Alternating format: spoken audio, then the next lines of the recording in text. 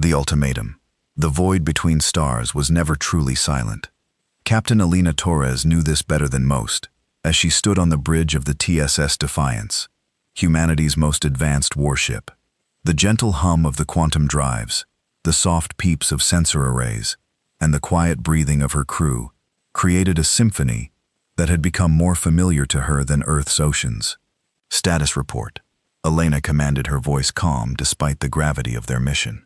Lieutenant Commander Jackson looked up from his console. "We've crossed into Craxian space, Captain. Stealth systems operating at optimal capacity. They don't know we're here yet," Elena added, her dark eyes fixed on the view screen. The Craxian homeworld glowed a pale green in the distance, surrounded by a defensive net of battleships and automated weapons platforms. They will soon enough. The Defiance was humanity's finest creation, a vessel that embodied everything humans had achieved since taking to the stars. Sleek, powerful, and incorporating technology that even their allies had difficulty understanding. But Elena hadn't brought it here to showcase human engineering. She'd come with purpose, with determination, with rage, carefully contained behind a commander's discipline. 3 months ago, the Craxian Empire had crossed a line. A human colony on Proxima Centauri 4. Peaceful scientists and their families had vanished overnight. Official channels claimed ignorance. The Galactic Council expressed concern, but took no action. Only a single distress signal cut short, but undeniably pointing to Craxian involvement, gave humanity the lead they needed. Elena had been tasked with a simple mission: bring our people home. Captain Communications Officer Rice called out, "We're being hailed. Automated warning beacon from the Craxian Defense Network. Ignore it." Elena replied, "Continue on course for the capital orbital station." The bridge fell silent as the massive ship pushed forward. Elite officers who had trained their whole lives for missions like this one executed their duties with precision. They all knew what was at stake. Not just the lives of the missing colonists, but humanity standing in the galaxy. For too long, other species had viewed humans as newcomers, lucky technologists who had stumbled upon advanced propulsion just decades ago. They were tolerated, sometimes even respected, but never feared, never taken seriously as a power. The Craxians were about to learn differently. "We're being targeted," Tactical Officer Chen announced calmly. "Multiple Craxian cruisers moving to intercept. Energy signatures indicate weapons charging." Elena nodded. "Maintain course. No evasive maneuvers." Captain Chen questioned a rare breach of protocol that spoke to the unusual nature of their approach. "They won't fire, Lieutenant," Elena said with certainty. "Not when they realize what we are." The Defiance continued its deliberate course, slicing through space toward the heart of the Craxian defense network. 3 massive battle cruisers moved to form a blockade, their angular hulls bristling with weapons. "We're being hailed again," Rise announced. "This time it's direct from Craxian High Command." Helena straightened her uniform jacket. On screen, the view screen flickered, revealing the stern face of a Craxian military commander. 4 eyes blinked independently across a ridge of bone that framed a face resembling a cross between a reptile and an insect. Admiral Vorkith's Chidna's mandibles clicked in agitation. "Unidentified vessel, you have entered sovereign Craxian space," the Admiral's translator conveyed. "Identify yourself immediately, or face immediate destruction." Elena stepped forward, her posture relaxed but commanding. "This is Captain Alina Torres of the Terran spaceship Defiance, and you already know why we're here." The Craxian's multiple eyes widened, the equivalent of a human gasp. A human warship this far into Imperial territory? Impossible. "Evidently not," Alina replied coolly. "You have something that belongs to us. Admiral, 147 human colonists from Proxima Centauri 4. We want them back." The Admiral's mandibles clicked rapidly, a sign of agitation. "I don't know what you're talking about. This incursion is a violation of the Galactic Treaty. Your presence here is an act of war." "Interesting choice of words, Admiral," Elena said, "because abducting peaceful colonists was certainly an act of war from our perspective." Behind her, the bridge crew worked silently, their hands moving over holographic controls as they monitored the growing number of Craxian vessels surrounding them. 20 ships now, some larger than the Defiance, all with weapons aimed directly at them. You have no proof of these wild accusations, Vorkth hissed. And you have no authority here. One small ship against the might of the Craxian Empire. Your arrogance will be your undoing. Elena smiled. Not the warm expression humans shared among friends, but the cold, predatory smile of an apex hunter. Let me be clear, Admiral. We know the colonists are being held at your research facility on Craxia 2. We know they're being subjected to experiments to understand how humans adapted so quickly to interstellar travel. And we know your scientists are particularly interested in our neural interfaces.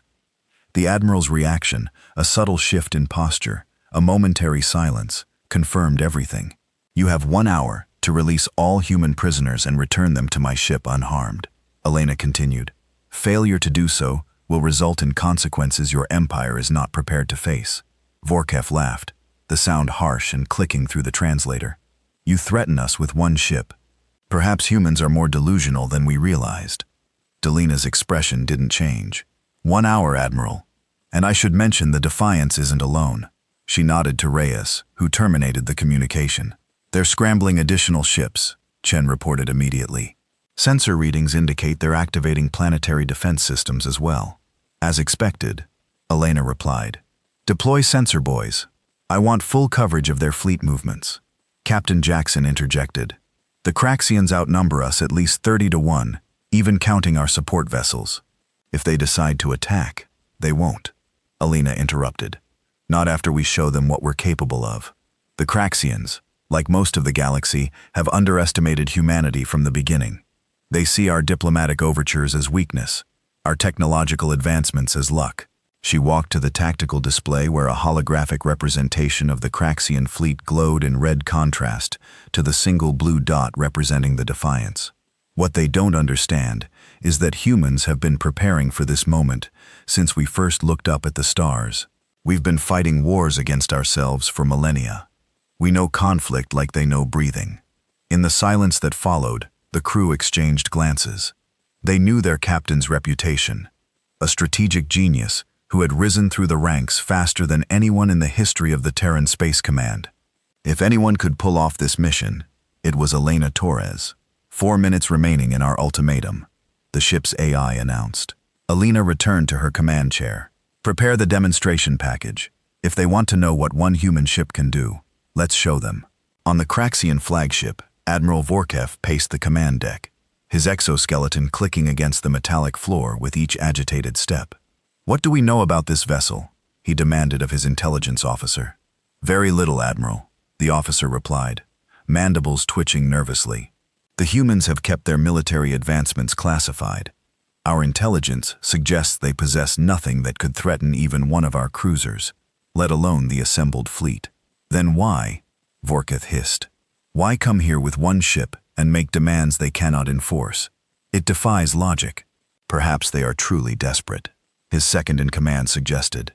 The loss of their colonists has driven them to irrational action. The Admiral wasn't convinced. In his long military career, he had encountered many species, studied countless battle strategies. This felt wrong. The humans were known for their adaptability, their resourcefulness. They wouldn't launch a suicide mission. Initiate deep scans of the region, he ordered suddenly. Check for any anomalies, any signs of cloaked vessels. Admiral? The weapons officer interrupted. The human ship is doing something. On the main view screen, the Defiance's sleek hull began to transform. Panels shifted, revealing weapon systems that had been completely hidden from scans. A soft blue glow emanated from various points along the hull, intensifying steadily. What are they? The Admiral began, but never finished his question. A pulse of energy, invisible, silent, expanded outward from the human vessel as it passed through the Craxian ships. Systems failed. Weapons went offline. Communications died. Artificial gravity fluctuated. And then, just as suddenly, everything returned to normal. Damage report, Vorketh demanded. No damage, Admiral, his officer responded, confusion evident. It appears to have been a demonstration. The communications console chimed. The human captain is hailing us again. Vorketh hesitated only briefly on screen. The Lenidors appeared as calm as before. That was a targeted electromagnetic pulse. Admiral specifically calibrated for Craxian technology. As you just experienced, we can disable your ships without destroying them. That was at 10% power. She leaned forward slightly. The next one won't be a demonstration. 30 minutes remain. The screen went dark. Vorketh turned to his intelligence officer. Contact the research facility. Tell them to prepare the humans for transfer. But Admiral, the High Council has invested significant resources in studying the humans. They won't approve. The High Council isn't here. Vorketh snapped. Something is wrong. That ship shouldn't be able to do what it just did. And Captain Taus was too confident. He stared at the view screen where the human vessel waited, surrounded by his fleet, yet somehow appearing not as prey, but as a predator. Contact the research facility, he repeated quietly, and initiate emergency protocols. I want every available ship mobilized. On the Defiance, Alina received the news with a single nod. They're moving the colonists, Captain Intelligence Officer Nakamura reported. Our infiltration team confirms transport vessels being prepared at the research facility. They're not surrendering, Elena noted. They're relocating the prisoners. Standard operating procedure, Jackson added. They'll try to hide them somewhere we can't find them, then deny everything. Elena's expression hardened. Deploy the stealth drones. I want eyes on every transport vessel that leaves that facility. Yes, Captain Chan acknowledged, sending the command. Elena stood up, facing her crew. We knew this would be their response. Now we move to Phase 2. She tapped her neural interface, connecting directly to the ship's tactical systems. The Craxians believe they understand human capability. They're about to learn how wrong they are. As the Defiance held position, surrounded by the might of the Craxian fleet, invisible drones scattered across the system, tracking, monitoring, preparing. The true nature of humanity's response was about to be revealed, and the galaxy would never view them the same way again. Defiance and resolution. The 20-minute mark of Elena's ultimatum passed in tense silence. On the Defiance's bridge, tactical displays showed Craxian transport vessels departing the research facility on Craxia 3, moving in different directions, like seeds scattered by wind. They're splitting up the colonists. Lieutenant Commander Jackson observed. 6 separate transports, each with a military escort. Elena nodded, unsurprised. Classic shell game. They think if they can disperse the prisoners, we'll be forced to choose which ones to pursue. Captain Communications Officer Rai interjected. Admiral Vorketh is hailing us again. Oncrene, Elena responded, straightening her posture. The Craxian Admiral appeared, his composure noticeably more rigid than before. The subtle twitching of his mandibles betrayed his agitation. Captain Torres, he began, I have consulted with the High Council. There appears to have been a misunderstanding. We did temporarily detain some humans who violated our territory, but this was merely a standard security procedure. Belina's expression remained neutral. And these detained humans, they are being released now. Yes, Vorketh confirmed. They are being transported to neutral territory as we speak, where your government can arrange their retrieval. That's not what I demanded, Admiral, Alinda replied coldly. I said they were to be returned to my ship directly. Vorketh's 4 eyes blinked in sequence, a sign of frustration. That is impossible given the current circumstances. The prisoners, the detainees, are already en route to the designated locations. Alina glanced at her tactical officer, who gave a subtle nod. All transport vessels were being tracked by their stealth drones. Very well, Admiral, she said, surprising the Craxian. We will await confirmation that our people have arrived safely at these neutral locations. Before Vorketh could respond, Alina continued. However, as a precaution, the Defiance will remain in Craxian space until all colonists are accounted for. Unacceptable, the Admiral barked. Your presence here is a violation of careful, Admiral, Elena interrupted. Your empire started this when you abducted our people. Consider yourselves fortunate that we're pursuing a diplomatic solution. The communication ended, leaving the bridge in momentary silence. They're stalling. Intelligence Officer Nakamura noted. The transports aren't heading toward neutral territory. 2 are circling back toward the Craxian military base on the 4th moon. The others are heading for deep space coordinates. Belina's eyes hardened. They never intended to release them. She activated her neural interface again, connecting to the ship's eye. Activate Phantom Protocol. Throughout the Defiance, hidden systems came online. In the void of space surrounding them, imperceptible distortions rippled outward as dormant technologies awoke. Phantom protocol active. Captain, the AI confirmed. Ghost fleet standing by. She walked to the tactical display. What they don't grasp is that peace was a choice. We could have come to the stars as conquerors. Instead, we chose diplomacy. We chose cooperation. With a gesture, she expanded the tactical display, revealing what had been invisible moments before. 7 advanced human vessels, each smaller than the Defiance, but no less lethal, positioned strategically throughout the Craxian system. But we never forgot how to fight. The crew stared at the display in awe. The Ghost Fleet, rumored but never confirmed. A black project so classified that most of the Terran Space Command believed it was merely a theoretical exercise. Deploy the fleet, Elena ordered. Target all transport vessels. Authorization code, Taurus Alpha 71. Across the system, the Ghost Fleet ships shimmered into visibility. Sleek, agile vessels, with hull configurations that defied conventional design philosophy.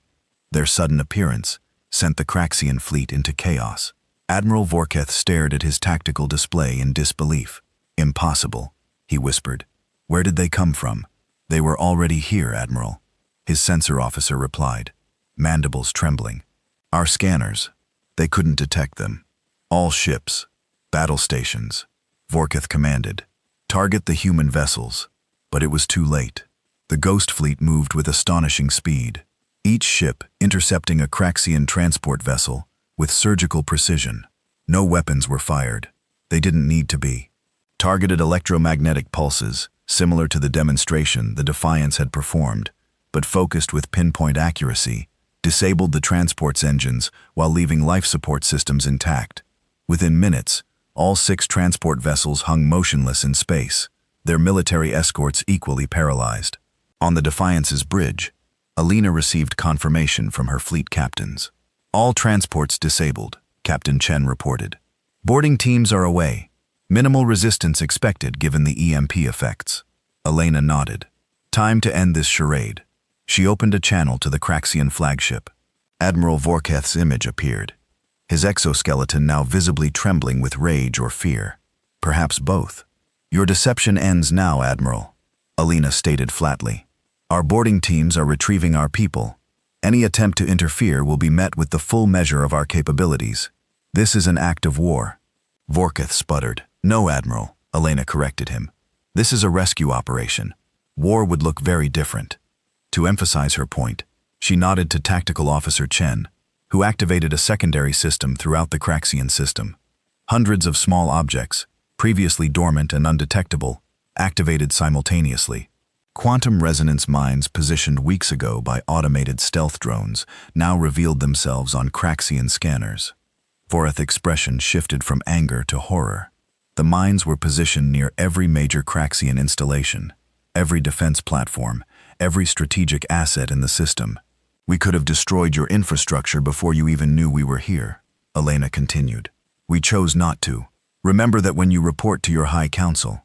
As the Admiral struggled to find a response, Alina received a message through her neural interface. Captain, she said, allowing a hint of satisfaction to color her voice.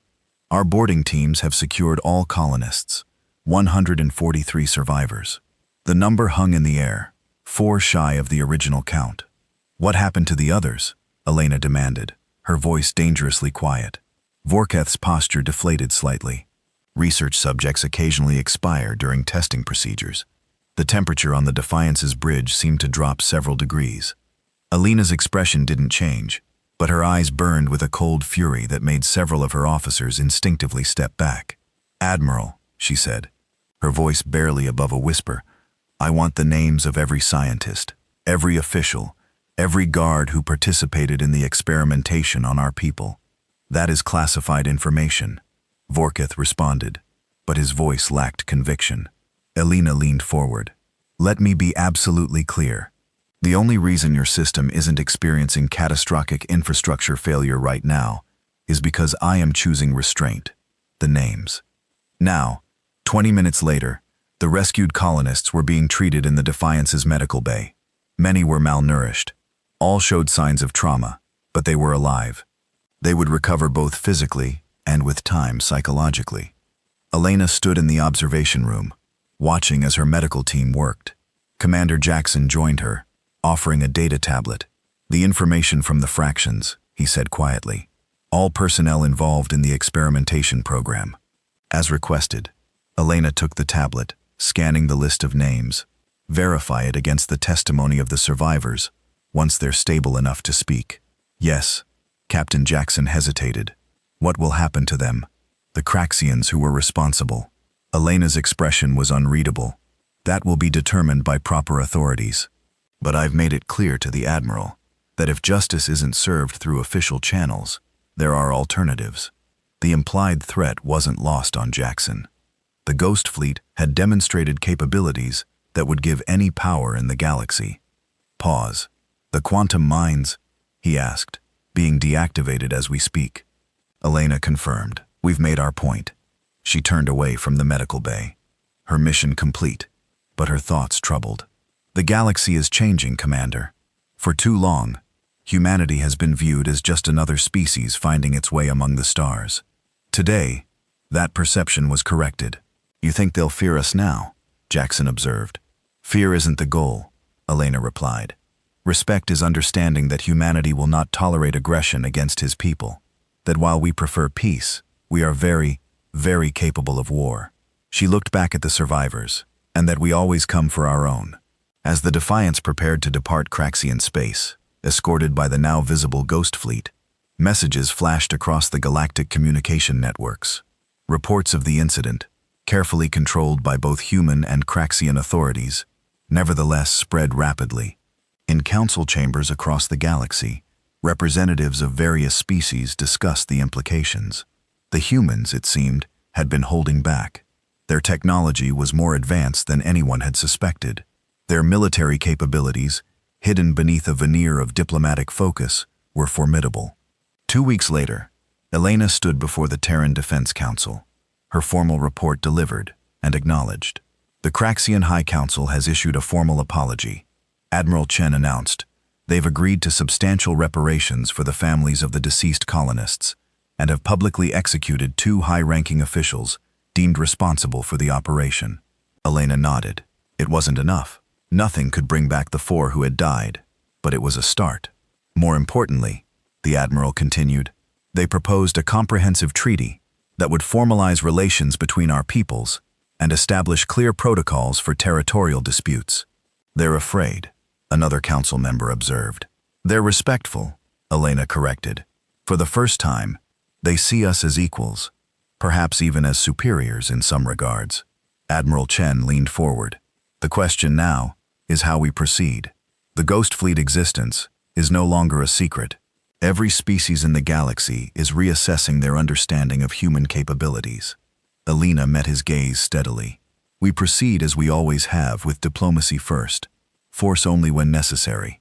The difference is, they now know the force exists. And if another species tests us?" a council member asked. Elena's expression was resolute.